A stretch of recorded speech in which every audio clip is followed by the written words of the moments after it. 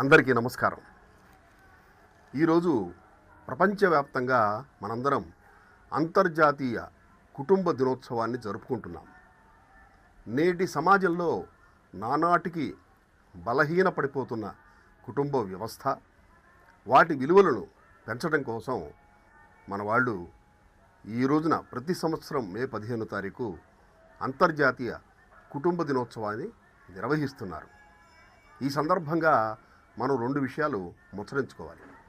ఒకటి, పూర్వకాలంలో సమిష్టి కుటుంబాలు ఉండేవి. అంటే 2-3 తరాల వాళ్ళు కలిసిమెలిసి జీవించేవాళ్ళు. అఫ్కోర్స్ అప్పుడుండే ప్రాబ్లమ్స్ అప్పుడు ఉన్నాయి, అప్పుడునే వాత్సల్యాలు, ప్రేమలు అప్పుడున్నాయి.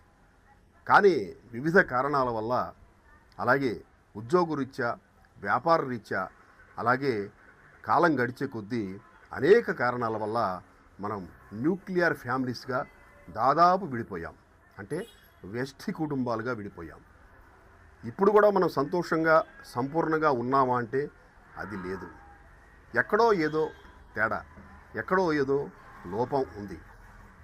మనం ఇప్పుడు చేయాల్సింది ఏంటంటే, అది సమిష్టి కుటుంబమైనా వ్యష్టి కుటుంబమైనా అందరం కలిసిమెలిసి జీవించడం, ఆనందంగా ఉండటమే కదా కావాల్సింది. మరి దానికి సంబంధించిన ప్రణాళికలు ఈ రోజు నుంచే మనందరం, మీరు, నేను, మనందరం కూడా రూపొందించుకోవాలి.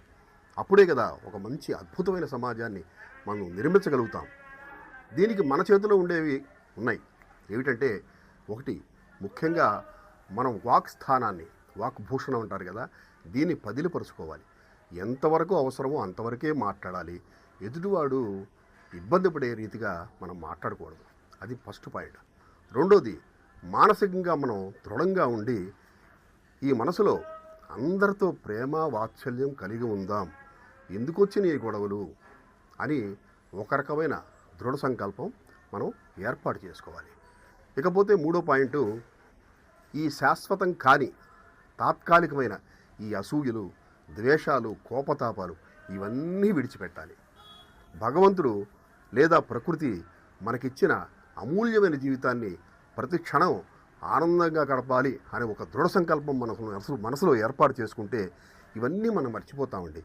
కాబట్టి ఈ రోజు నుంచి మనందరం కూడా, నేను, మీరు, వారు మనందరం కలిసి ఒక దృఢ సంకల్పాన్ని మనం చేసుకుందాం. ఈ రోజు నుంచి మనం ప్రతి క్షణాన్ని ఆనందిద్దాం, అందరం మనవాళ్ళే అనుకుందాం, కలిసిమెలిసి జీవిస్తాం. మీ అందరికీ అంతర్జాతీయ కుటుంబ దినోత్సవ శుభాకాంక్షలు. మీ శేష్ కుమార్.